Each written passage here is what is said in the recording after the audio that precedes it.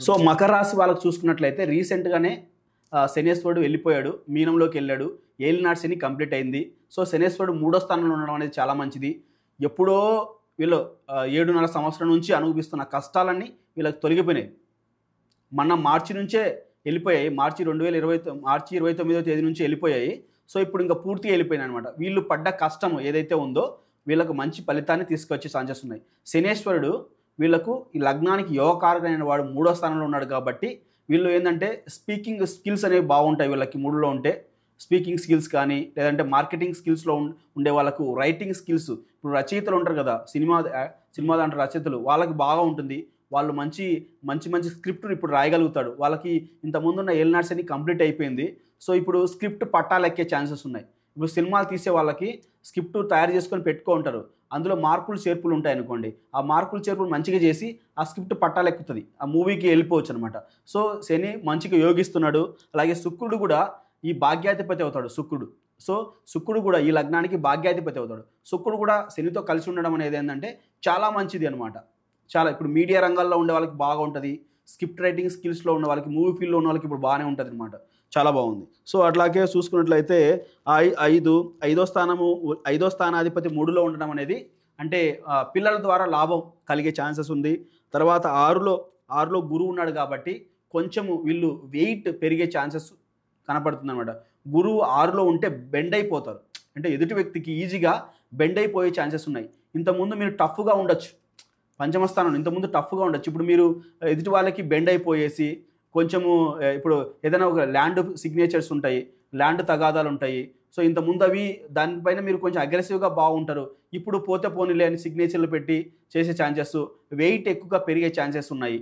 So ఇప్పుడు ఇంతకుముందు wait తక్కువ ఉంటే వీళ్ళు ఫుడ్ బాగా తినడము, స్వీట్స్ ఎక్కువగా, ఇప్పుడు ఇంతకుముందు స్వీట్స్ ఇష్టం లేకపోతే ఇప్పుడు ఈ స్వీట్స్ బాగా తిందాం అనుకొని ఏది పడితే అది తినడము, కొంచెం వెయిట్ ఎక్కువ పెరిగే ఛాన్సెస్ ఉన్నాయి.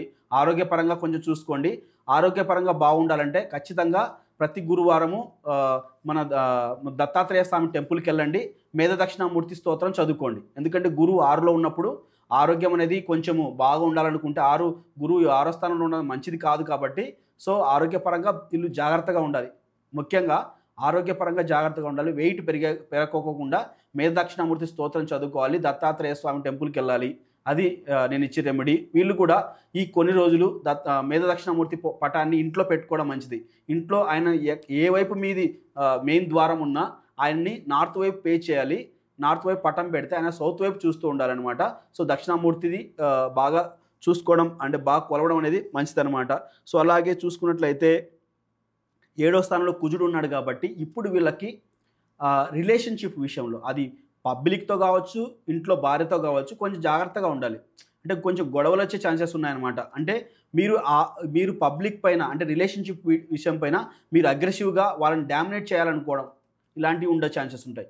ఇంతకుముందు హెల్త్ బాగుంది వీళ్ళకి. సో ఇప్పుడు ఏంటంటే హెల్త్ విషయంలో కొంచెం చూసుకోవాలి. అలాగే వీళ్ళకి వచ్చేసి పబ్లిక్ యాక్టివిటీస్లో భార్యాభర్తల మధ్య కొంచెం డిస్టర్బెన్స్ వచ్చే ఛాన్సెస్ ఉన్నాయి. సో అది కూడా ఏంటంటే మళ్ళీ చేంజ్ అవుతాడు. 41 డేస్కి 45 డేస్కి కుజుడు వెళ్ళిపోతాడు, మనకి అష్టమంలోకి వచ్చేస్తాడు. బట్ ఈ పీరియడ్ మే 15 నుంచి సో కొంచెం మళ్ళీ జూన్ 15, 16 ఆ టైం వరకు కొంచెం జాగ్రత్తగా ఉండడం మంచిదన్నమాట. సో అది అనమాట పబ్లిక్తో. తర్వాత వచ్చేసి అష్టమంలో కేతు ఉన్నాడు కాబట్టి వీళ్ళకి ఏంటంటే సడన్గా అన్ఎక్స్పెక్టెడ్గా ఏదైనా లాభం కానీ నష్టం కానీ వచ్చే ఛాన్సెస్ కూడా ఉంటున్నాయి అనమాట. సో అలాగే తర్వాత మిగతా అంతా ఓకే. వ్యయం అనేది తక్కువగా అయ్యే ఛాన్స్ ఉంది. ముఖ్యంగా వీళ్ళు చూసుకోవాల్సింది ఏంటంటే, పాటించాల్సింది ముఖ్యంగా రిలేషన్షిప్ విషయంలో జాగ్రత్తగా ఉండాలి, హెల్త్ విషయంలో జాగ్రత్తగా ఉండాలి. సో హెల్త్ విషయంలో జాగ్రత్తగా ఉండాలంటే వీళ్ళు దక్షిణామూర్తిని పారాయణం చేసుకోవడం బెటర్ అనమాట. అది ఒకటి. తర్వాత అంటే మామూలుగా భార్యాభర్తల మధ్య సఖ్యత కోసం సుబ్రహ్మణ్యేశ్వర స్వామిని ఆరాధించడం అనేది, సుబ్రహ్మణ్య స్వామి టెంపుల్కి వెళ్ళేసి 9 ప్రదక్షిణలు చేస్తే బెటర్ అనమాట. మీరు అక్కడ అభిషేకం చేయకపోయినా కానీ, డబ్బులు ఖర్చు పెట్టుకోకుండా అభిషేకం చేయకపోయినా కానీ 9 ప్రదక్షిణలు చేసి నమస్కరించుకొని వస్తే సరిపోతుందన్నమాట. నమస్కరించేటప్పుడు ఇక్కడ మన లా ఆఫ్ అట్రాక్షన్ కూడా మనం యూజ్ చేయాలి. సుబ్రహ్మణ్యేశ్వర స్వామి టెంపుల్కి వెళ్ళేసి, స్వామి నేను మీ దగ్గరికి వచ్చినందుకు, నాకు రిలేషన్షిప్లో ఎదురయ్యే ప్రాబ్లమ్స్ని నేను క్యూర్ అయినందుకు, ఆ ప్రాబ్లమ్స్ నాకు తొలగిపోయినందుకు మీకు కృతజ్ఞత అనే ఒక అబ్రివేషన్ చేసుకొని 9 ప్రదక్షిణ చేసి వచ్చినట్టయితే వీళ్ళకి ఆ ప్రాబ్లం కూడా పోతుందన్నమాట. వీళ్ళంతే రెండే రెండు, హెల్త్, రిలేషన్షిప్, ఇవి చూసుకుంటే అయిపోతుంది అనమాట. మిగతా అంతా ఓకే, నో ప్రాబ్లం. మకర రాశికి పర్లేదు.